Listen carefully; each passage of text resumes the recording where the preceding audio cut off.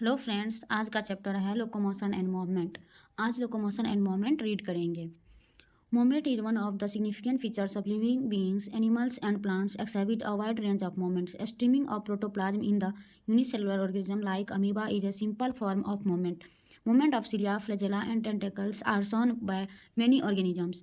Human beings can move limbs, jaws, eyelids, tongue, etc. Some of the movements result in a change of place or location. Such voluntary movements are called locomotion. Walking, running, climbing, flying, swimming are all some forms of locomotory movements. Locomotory structure need not be different from those affecting other types of movements. For example, in paramecium, cilia helps in the movement of food through cytopharynx and in locomotion as well. Hydra can use its tentacles for capturing its prey and also use them for locomotion.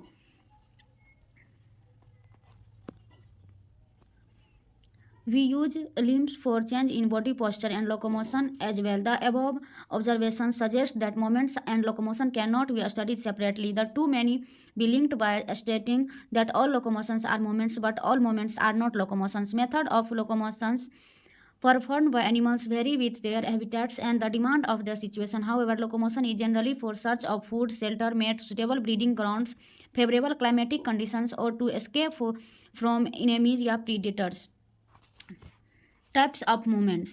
Cells of the human body exhibit three main types of movements, namely amoeboid, ciliary, and muscular. Some specialized cells in our body like macrophage and leukocytes in blood exhibit amoeboid movement. It is affected by pseudopodia formed by the streaming of protoplasm as in amoeba. Cytoskeletal elements like microfilament are also involved in amoeboid movements. Ciliary movements occurs in most of our internal tubular organs which are lined by ciliated epithelium. The coordinated movements of cilia in the trachea help us in removing dust particles and some of the foreign substance inhaled along with the atmospheric air. Passage of ova through the female reproductive tract is also facilitated by the ciliary movements. Movement of our limbs, jaw, tongue, etc. require muscular movement. The contractile property of muscles are effectively used for locomotion and other movement by human beings and majority of multicellular organisms. Locomotion require a perfect coordinated activities of muscular, skeletal, and neural system. In this chapter, you will learn about the types of muscles, their structure, mechanism of their contraction, and important aspects of the skeletal system. Muscles.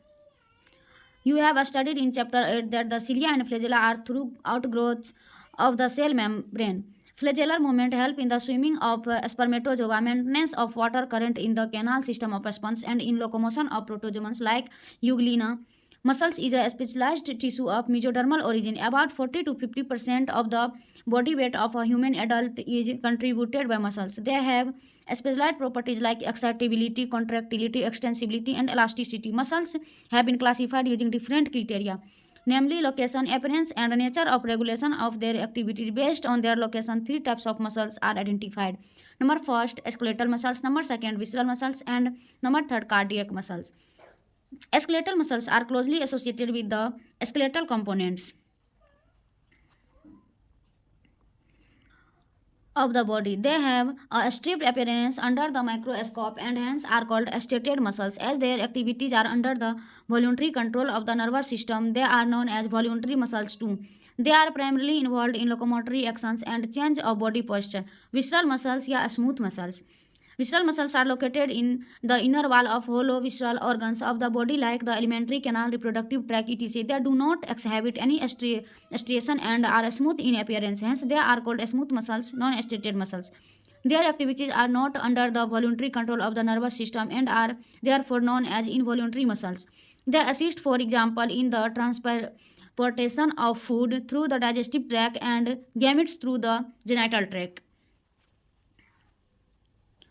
As the name suggests, cardiac muscles are the muscles of heart. Many cardiac muscles shall assemble in branching pattern to form a cardiac muscles. Based on appearance, cardiac muscles are striated. They are involuntary in nature as the nervous system do not control the activities directly. Let us examine skeletal muscles in detail to understand the structure and mechanism of contraction. Each organized skeletal muscles in our body is made up of number of muscles bundle or fascicles held together by a common collagenous connective tissue layer called fascia. Each muscle bundle contains a number of muscle fiber. Each muscle fiber is lined by the plasma membrane called sarcolemma, enclosing the sarcoplasm. Muscle fiber is a syncytium as the sarcoplasm contains many nuclei. The endoplasmic reticulum, for example, sarcoplasmic reticulum of the muscle fiber is the storehouse of calcium ions. A characteristic feature of the muscle's fiber is the presence of a large number of parallelly arranged filaments in the sarcoplasm called myofilaments or myofibrils. Each myofibril has alternate dark and light bands on it. A detailed study of the myofibril has established that the stated appearance is due to the distribution pattern of two important proteins, actin and myosin. The light band contain actin and is called I band or isotropic band, whereas the dark band is called A or anisotropic band contains myosin. Both the protein are arranged as rod-like structure parallel to each other and also to be longitudinal axis of the myofibrils. Actin filaments are thinner as compared to the myosin filaments, hence are commonly called thin and thick filament respectively. In the center of each I band is an elastic fiber called Z line which bisects it. The thin filaments are firmly attached to the Z line. The thick filament in the A band are also held together in the middle of this band by a thin fibrous membrane called M line. The A and I bands are arranged alternatively through the length of the myofibril. The portion of the myofibril between two successive Z lines is considered as the functional unit of contraction and is called as sarcomere. In a resting state, the edge of thin filaments and either side of the thick filament partially overlap the free end of the thick filament, leaving the central part of the thick filaments. The central part of thick filament not overlapped by thin filament is called the H zone.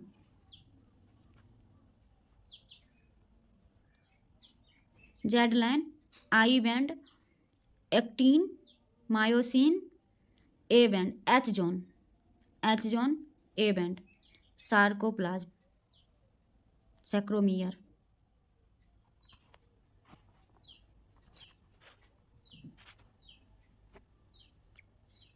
Structure of contractile proteins.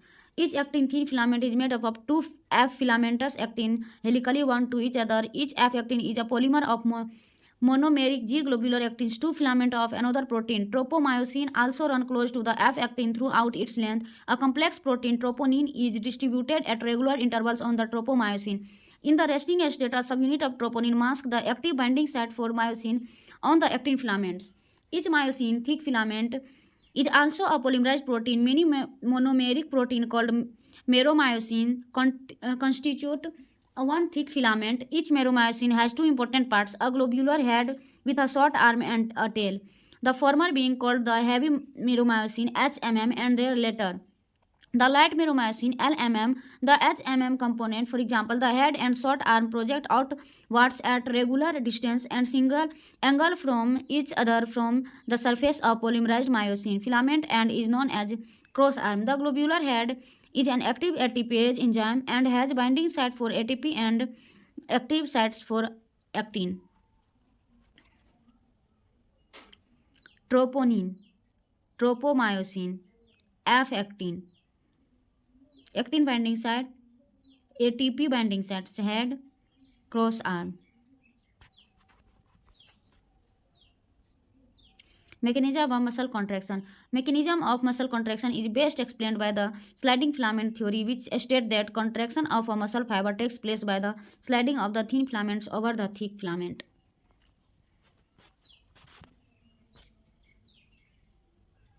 Muscle contraction is initiated by a single sent by the central nervous system CNS via a motor neuron. A motor neuron along with the muscle fiber connect to it constitute a motor unit. The junction between a motor neuron and the sarcolemma of the muscle fiber is called the neuromuscular junction or motor end plate. A neural signal reaching the junction releases a neurotransmitter acetylcholine which generates an action potential in the sarcolemma. This spread through the muscle fiber and cause the release of calcium ions into the sarcoplasm. Increase in calcium level leads to the binding of calcium with a subunit of troponin on actin filaments and thereby remove the masking of active sites for myosin. Utilization the energy from ATP hydrolysis. The myosin head now binds to the exposed active sites on actin to form a cross bridge.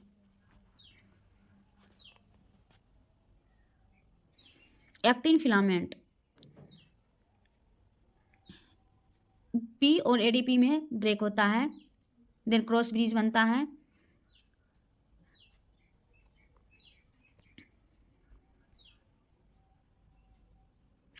These pulse the attach actin filaments toward the center of A band. The Z line attached to the actin are also pulled inwards, thereby causing a shortening of the sarcomere.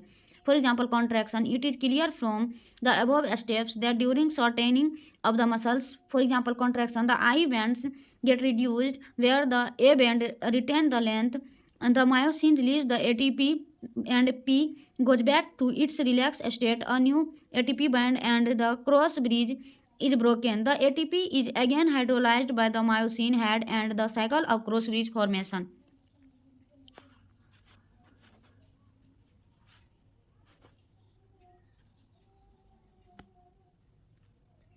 And breakage are repeated, causing further sliding. The process continues till the calcium ions are pumped back to the sarcoplasmic cisternae, resulting in the masking of actin filaments. This causes the return of Z lines back to their original position. For example, relaxation. The reaction time of the fibers can vary in different muscles. Repeated activation of the muscles can lead to the accumulation of lactic acid due to anaerobic breakdown of glycogen in them, causing fatigue. Muscle contains a red-colored oxygen-storing pigment called myoglobin. Myoglobin content is high in some of the muscle, which gives a reddish appearance. Which muscles are called red fibers? These muscles also contain plenty of mitochondria, which can utilize the large amount of oxygen stored in them for ATP production. These muscles, therefore, can also be called aerobic muscles. On the other hand, some of the muscles possess very less quantity of myoglobin and therefore appear pale or whitish. These are the white fibers. Number of mitochondria are also few in them, but the amount of sarcoplasmic reticulum is high. They depend on anaerobic process for energy.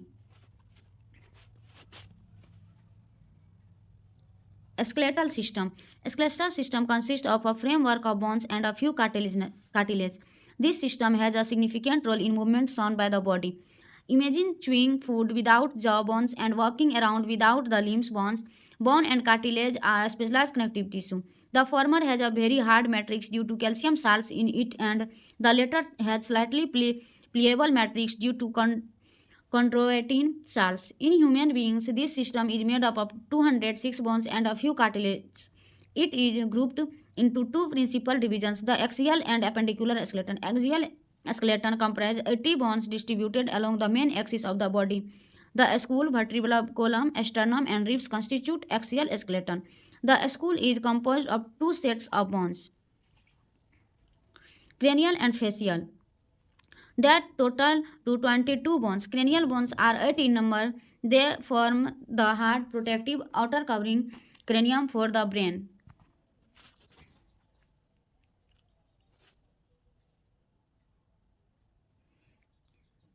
Skull, vertebral column, sternum, and ribs, axial skeleton.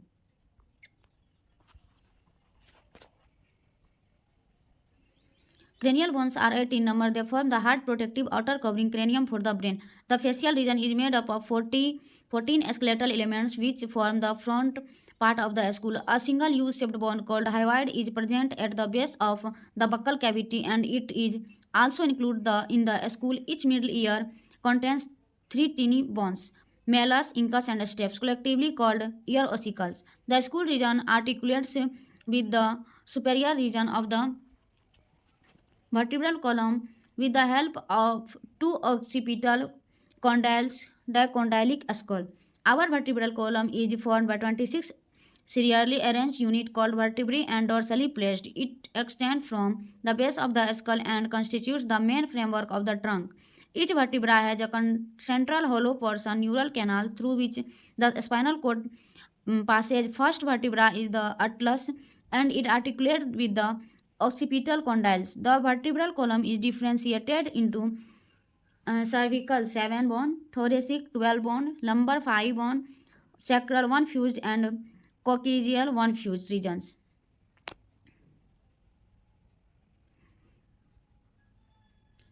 Starting from the skull, the number of cervical vertebrae are 7 in almost all mammals, including human beings. The vertebral column protects the spinal cord, supports the head, and serves as the point of attachment for the ribs and musculature of the back. Sternum is a flat bone on the ventral middle of thorax. There are 12 pairs of ribs. Each rib is a thin, flat bone connected dorsally to the vertebral column and ventrally to the sternum. It has two articulation surfaces on its dorsal end and is hence called bicephalic. First 7 pairs of ribs are called true ribs. Dorsally, they are attached to the thoracic vertebrae and ventrally connected to the sternum with the help of hyaline cartilage. The 8th, 9th, and 10th pairs of ribs do not articulate directly with the sternum but join the 7th rib with the help of hyaline cartilage. These are called vertebrobronchondral false ribs. Last two pairs, 11th and 12th of ribs, are not connected ventrally and are therefore called floating ribs. Thoracic vertebrae ribs and sternum together from the rib cage. The bones of the limbs along with their girdles constitute the appendicular skeleton. Each limb is made up of 30 bones. The bones of the hand for limbs are humerus, radius, and ulna. Carpals, wrist bone, 8 in number. Metacarpals, palm bones, 5 in number. And phalanges, digit, 14 in numbers. Femur, thigh bone, the longest bone. Tibia and fibula, tarsals, ankle bones is 7 in number. Metatarsals, 5 in number, and phalanges, digit, 14 in numbers, are the bone of the legs. Hind limb, figure 17.10. A cup-shaped bone called patella cover the knee ventrally kneecap. Pectoral and pelvic girdle bone help in the articulation of the upper and the lower limbs respectively with the axial skeleton. Each girdle is formed of two halves. Each half of pectoral girdle consists of a clavicle and a scapula. A scapula is a large triangular flat bone situated in the dorsal part of the thorax between the second and the 7 ribs. The dorsal flat triangular body of a scapula has a slightly elevated wrist called the spine which projects a flat, expanded process called the acromion. The clavicle articulates with this. Below the acromion is a depression called the glenoid cavity which articulates with the head of the humerus to form the shoulder joint. Each clavicle is a long slender bone with two curvatures. This bone is commonly called the collarbone. Pelvic girdle consists of two coxal bones. Each coxal bone is formed by the fusion of 3 bones, ilium, ischium, and pubis.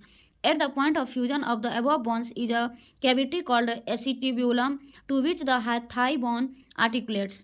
The two halves of the pelvic girdle meet ventrally to form the pubic symphysis containing fibrous cartilage. Joints.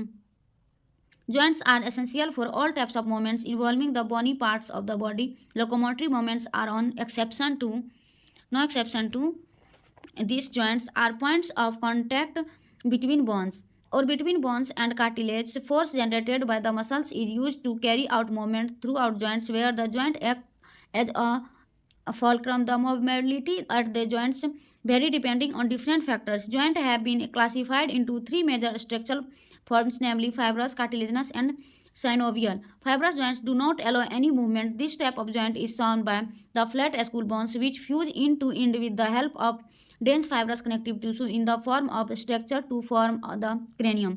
In cartilaginous joint, the bones involved are joined together with the help of cartilage.